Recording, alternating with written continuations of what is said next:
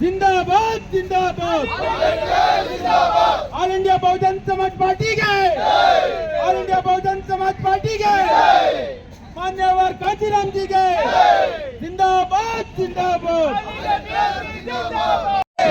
All India Bahujan Samaj party के मान्यवर कांचीराम जी के मान्यवर कांचीराम जी के बाबा साहेब अंबेडकर के संविधान ಶಿಲ್ಪಿಗೆ ಬಾಬಾ ಸಾಹೇಬ್ ಅಂಬೇಡ್ಕರ್ ಅವರಿಗೆ ವಜಾಗೊಳಿಸಿ ವಜಾಗೊಳಿಸಿ ವಜಾಗೊಳಿಸಿ ವಜಾಗೊಳಿಸಿ ಬಿಜೆಪಿ ಸರ್ಕಾರಕ್ಕೆ ಬಿಜೆಪಿ ಸರ್ಕಾರಕ್ಕೆ ಭಾರತ ದೇಶದ ಗೃಹ ಮಂತ್ರಿ ಆಗಿರ್ತಕ್ಕಂಥ ಮಾನ್ಯ ಅಮಿತ್ ಶಾ ಅವರು ಸಂಸತ್ನಲ್ಲಿ ಬಾಬಾ ಸಾಹೇಬ್ ಅಂಬೇಡ್ಕರ್ ಬಗ್ಗೆ ಒಂದು ಅವಹೇಳನಕಾರಿ ಮಾತನ್ನು ಹೇಳಿರೋದ್ರಿಂದ ಅದನ್ನು ಪ್ರತಿಭಟಿಸಿ ನಾವಿಲ್ಲಿ ಎಲ್ಲರೂ ಇವತ್ತು ಕಾರ್ಯಕ್ರಮ ಇಟ್ಕೊಂಡಿದ್ದೀವಿ. ರಾಜ್ಯಾದ್ಯಂತ ಎಲ್ಲ ಜಿಲ್ಲೆಗಳಲ್ಲೂ ಆಗಿದೆ. ಇವತ್ತು ಬೆಂಗಳೂರಲ್ಲಿ ಇಟ್ಕೊಂಡಿದ್ದೀವಿ.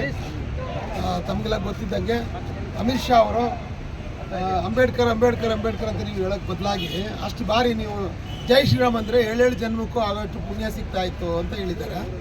ಈ ಮನುಷ್ಯನಿಗೆ ಸಿಂಪಲ್ ಆಗಿರೋ ವಿಷಯ ಗೊತ್ತಾಗಬೇಕಂತಂದರೆ ಬಾಬಾ ಸಾಹೇಬ್ ಅಂಬೇಡ್ಕರ್ ಸಹಿತ ಯಾವ ಶ್ರೀರಾಮನಿಗೂ ಕಮ್ಮಿ ಇಲ್ದಿರ್ತಕ್ಕಂಥ ದೇವರಾಗಿದ್ದಾರೆ. ಶ್ರೀರಾಮನಿಂದ ಯಾರು ಮುಕ್ತಿ ಸಿಗ್ತೋ ಮೋಕ್ಷ ಸಿಗ್ತೋ ಗೊತ್ತಿಲ್ಲ. ಆದರೆ ಭಾರತ ದೇಶದಲ್ಲಿ 85% ಜನರಿಗೆ ಮುಕ್ತಿ ಮೋಕ್ಷ ಸಂರಕ್ಷಣೆ ಹಕ್ಕು ಅಧಿಕಾರ ಎಲ್ಲವೂ ಸಿಕ್ಕಿದೆ. ಹಾಗಾಗಿ ಇವತ್ತು ಪ್ರಧಾನಮಂತ್ರಿ ಆಗಿದ್ದಾರೆ ಮೋದಿ ಅಂತ ಹೇಳಿದ್ರೆ ಅದು ನಮ್ಮ ಸಂವಿಧಾನದಿಂದ ಬಾಬಾ ಸಾಹೇಬ್ ಅಂಬೇಡ್ಕರಿಂದ. ಇವರು ಗೃಹ ಮಂತ್ರಿ ಆಗಿದ್ದಾರೆ ಅಂದರೆ ಅದು ಬಾಬಾ ಸಾಹೇಬ್ ಅಂಬೇಡ್ಕರಿಂದ. ಮಾನ್ಯ ದ್ರೌಪದಿ ಮುರ್ಮು ಅವರು ರಾಷ್ಟ್ರಪತಿ ಆಗಿದ್ದಾರೆ ಅಂದರೆ ಅದು ಬಾಬಾ ಸಾಹೇಬ್ ಅಂಬೇಡ್ಕರ್ರಿಂದ. ಹಾಗೇನು ಹಿಂದೆ ಕೇರಳೇನಾಗಿದ್ದರು, ರಾಮನಾಥ್ ಕೋವಿಂದ್ ಆಗಿದ್ರು. ಅಷ್ಟೇ ಕರ್ನಾಟಕ ಸಿದ್ದರಾಮಯ್ಯನವರು ಸಹಿತ ಮುಖ್ಯಮಂತ್ರಿ ಆಗಿದ್ದಾರೆ ಅಂದರೆ ಅದಕ್ಕೆ ಸಂವಿಧಾನನೇ ಕಾರಣ. ಅದಿಲ್ಲದೆ ಹೋಗಿದ್ದರೆ ಈಗ ಮುಖ್ಯಮಂತ್ರಿ ಅವರೇ ಒಪ್ಕೊಂಡಿದ್ದಾರಲ್ಲ. ಮೋದಿ ಅವರು ಇನ್ನೂ ರೈಲ್ವೆ ಸ್ಟೇಷನಲ್ಲಿ ಚಾಯ್ ಮಾಡ್ಕೊಂಡಿರ್ಬೇಕಾಗಿತ್ತು. ಮೋದಿ ಯಾವುದೋ ಗುಜರಿಯಲ್ಲಿ ಕೂತ್ಕೊಂಡು ವ್ಯಾಪಾರ ಮಾಡ್ಕೊಂಡಿರ್ಬೇಕಾಗಿತ್ತು. ಸಿದ್ದರಾಮಯ್ಯನವರು ಯಾರೋ ಗೌಡ್ರ ಮನೆಯಲ್ಲಿ ಜೀತ ಮಾಡಿಕೊಂಡು ಅಥವಾ ಕುರಿ ಕಾಯ್ಕೊಂಡು ಇರಬೇಕಾಗಿತ್ತು. ಅಥವಾ ಜೆಂಡಾ ಗ್ರೂಪ್ ಥರ ಊರು ತಿರುಗಬೇಕಾಗಿತ್ತು. ಹಾಗೆ ನಾವುಗಳಷ್ಟೇ ಯಾವುದೋ ಗೌಡ್ರ ಮನೆಯಲ್ಲಿ ತಲೆ ಮೇಲೆ ಸಗಣಿ ಹೊತ್ಕೊಂಡು ಜೀತ ಮಾಡ್ಕೊಂಡು ಇರಬೇಕಾಗಿತ್ತು. ಇದೆಲ್ಲ ಇವತ್ತು ಬದಲಾವಣೆ ಆಗಿದೆ ಅಂತ ಹೇಳಿದ್ರೆ ಅದು ಡಾಕ್ಟರ್ ಅಂಬೇಡ್ಕರಿಂದ. ತೋರಿಸಿ ಯಾವ ದೇವರು ನಮಗೆ ಇಂಥ ಒಂದು ಮುಕ್ತಿಯನ್ನು ಕೊಟ್ಟಿದ್ದಾರೆ.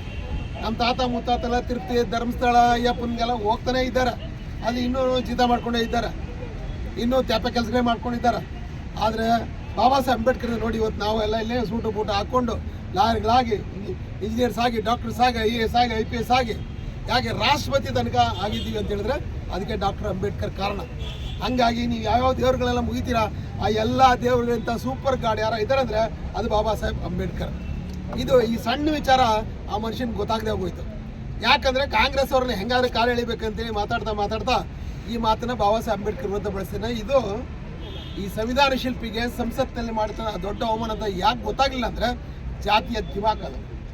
ಹಳ್ಳಿಗಳಲ್ಲಿ ಎಲ್ಲ ಬಡವ್ರನ್ನ ಮಾತಾಡಿ ಅಭ್ಯಾಸ ಆಗ್ಬಿಟ್ಟು ನಾನು ಸಂಸತ್ತಲ್ಲಿದ್ದೀನಿ ಅಂದರೆ ಮರ್ತೋಗ್ಬಿಟ್ಟಿದ್ದಾನೆ ಮನುಷ್ಯ. ಮರ್ತಾಗ್ಬಿಟ್ಟು ಆ ಜಾತಿ ಬುದ್ಧಿ ಹೊರಗಡೆ ಬಂದ್ಬಿಟ್ಟಿದೆ. ಇದೇನು ಬಾಬಾ ಸಾಹೇಬ್ ಅಂಬೇಡ್ಕರ್ ಬಗ್ಗೆ ಭಾಳ ಗೌರವ ಆಯಿತು ಮೊದಲಿಂದಾನು. ಈಗ ಹೊಸದಾಗಿ ಹೇಳಿದ್ದೇನಂತೇನಲ್ಲ, ಅದು ಅವ್ರ ಒಳಗಡೆ ಇರ್ತಕ್ಕಂಥ ದೇಶ ಇವತ್ತು ಹೊರಗಡೆ ಬಂದಿದೆ. ಯಾಕಂದರೆ ಅವರ ಪೂರ್ವಿಕರು ಎಲ್ಲರೂ RSSನ ಮಹಾನ್ ನಾಯಕರೆಲ್ಲರೂ ಹೇಳಿದ್ದಾರೆ ಬಾಬಾ ಸಾಹೇಬ್ ಅಂಬೇಡ್ಕರ್ಗೆ ಯಾರು ಸಪೋರ್ಟ್ ಮಾಡಬಾರ್ದು, ಇವರು ಸಪೋರ್ಟ್ ಮಾಡಿದ್ರೆ ಹಾವಿಗೆ ಹಾಲೆದ್ದಂಗೆ ಅಂತ ಹೇಳಿದ್ದಾರೆ. ಬಾಬಾ ಸಾಹೇಬ್ ಅಂಬೇಡ್ಕರ್ ಬ್ರಿಟಿಷ್ ಏಜೆಂಟ್ ಅಂತ ಕರೆದಿದ್ದಾರೆ. ಬಾಬಾ ಸಾಹೇಬ್ ಅಂಬೇಡ್ಕರ್ನ ಭಾರತ ದೇಶದ ದ್ರೋಹಿ ಅಂತ ಕರೆದಿದ್ದಾರೆ. ಬರೀ ಅವ್ರು ಮಾತ್ರ ಅಲ್ಲ, ಕಾಂಗ್ರೆಸ್ ಅವರು ಅದರಲ್ಲಿ ಏನೂ ಕಮ್ಮಿ ಇಲ್ಲ. ಮೋದಿ ಅವರು ಹೇಳ್ದಂಗೆ ಸಂವಿಧಾನ ವಿರುದ್ಧವಾಗಿ ಬಾಬಾ ಸಾಹೇಬ್ ಅಂಬೇಡ್ಕರ್ ವಿರುದ್ಧವಾಗಿ ಕಾಂಗ್ರೆಸ್ ಸರ್ಕಾರದವರು ಬಾಬಾ ಸಾಹೇಬ್ ಬದುಕಿದ್ದಾಗ ಕೊಡಬಾರದು ಹಿಂಸೆ ಎಲ್ಲ ಕೊಟ್ಟಿದ್ದಾರೆ. ಸಂವಿಧಾನ ಸಭೆಗೆ ಬರೋದು ತಡೆದಿದ್ದಾರೆ.